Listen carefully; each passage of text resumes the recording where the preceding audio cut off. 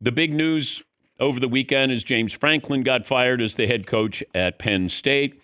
And when you're the first team since 1978 to lose consecutive games as a favorite of 20 or more points, and you were already on a warm seat, they decided, $49 million to go away. I wish somebody would do that. I don't want you around so much. Here, take this money and go away. But James Franklin, he'll get a job. If you look at his overall record, you go, dang, that's impressive. It is until you start looking at the meaningful games.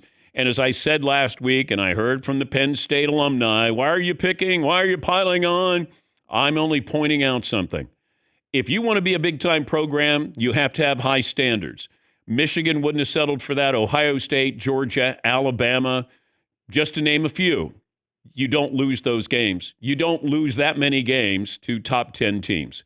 And they did, and it cost you. Seton, poll question, what are you thinking about? Well, we normally start with who had the worst weekend. Mm-hmm. But this one, I want to start before we can populate who had the worst weekend. We have to figure out if this person actually had a bad weekend or not. James Franklin. Yeah. Did he have a bad weekend? Got fired. Lost another one. But is likely going to get picked up pretty soon by a probably pretty good program and got a massive check for getting fired. Is that a bad weekend? It's an embarrassing weekend. It's like, you're a really good guy, but you had one night that you messed up. And you're like, all right, that feels bad. And you wake up the next day and you go, all right. And then further along, it doesn't feel as bad. I think the embarrassing part of that, but boy, that it'll make you feel a whole lot better with that $49 million.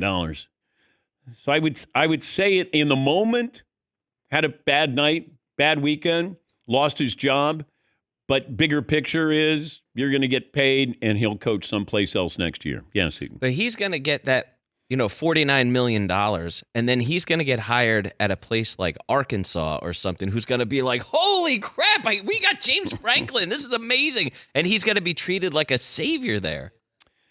That's how he's going to land on his feet for getting fired. It's crazy. I don't know that there is a more lucrative profession than being a failed college football coach. No doubt.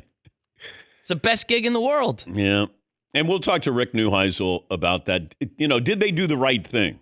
Because this is mid-season, and this is where you don't want somebody to win their way back. And he could have won his way back. And then now you have a real dilemma as well. Well, you could always fire him, but this is where this can't continue. But, man, you have to ask the alumni and the boosters, hey, we have to pony up and pay this guy off. Somebody's got to write a check. Yeah, Paul. And this buyout for James Franklin goes back to 2021. In 2020, he was 4-5.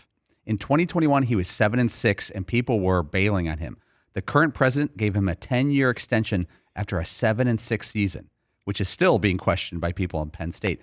But the next 3 years, 11 wins, 10 wins, 13 wins. Why a 10-year deal?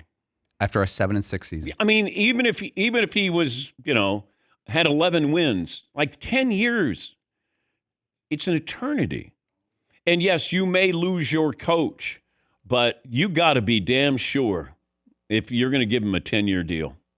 You have to be sure. And I was never sure in it because he didn't win big games.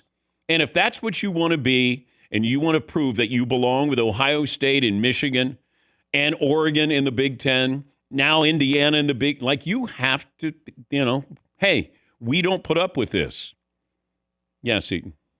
But I think that he got a 10-year deal because that's kind of the norm, isn't it? Like, you could even go back to Charlie Weiss where he got a 10-year deal, and then people, they just get 10-year deals with a monstrous buyout at the end of it, knowing that no one's ever going to see the end of that contract, the life of that contract. I just don't understand 10 years. Even for baseball players. Hey, we're giving them a 15-year deal. Man, there's a lot that can go wrong in 15 years, 10 years. With a coach, 5 years, that's the max. 5 years. 5 years. Then you can establish your identity. You can get your players. We can find out how good you are. Then after that, then we can discuss. But, man, that's expensive divorce. Yeah, Paulie. However, if you're Indiana University, you have to offer your coach Signetti a 10-year contract now, or someone else will in February. And But isn't 5 years enough? it's like a game that's being played by the agents of college football, and everyone's in on the joke. They all work together to get these monster extensions for each other because they know they'll get it elsewhere.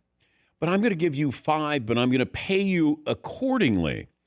Signetti at Indiana is like the 6th highest paid coach in the Big Ten. Right. I'm going to pay you in accordance to what you're doing and what you've done with this program. I'm going to give you 5 years. I don't need to give you 10. Are you here for the bigger picture? Because we're here for this at 5 years. And he might say, or his agent go, hey, why not 10? This guy got 10 and that guy got 10. No. College football is changing too rapidly. And you can be really good and then really bad. And I think that's where you have to be careful with falling in love with somebody. Yes, Eaton. Yeah, I mean, you look, Jimbo Fisher, 10-year contract. James Franklin, obviously. Brian Kelly, 10-year deal. Kirby Smart, 10-year extension. They're all getting these 10-year contracts to maximize whatever money they could get.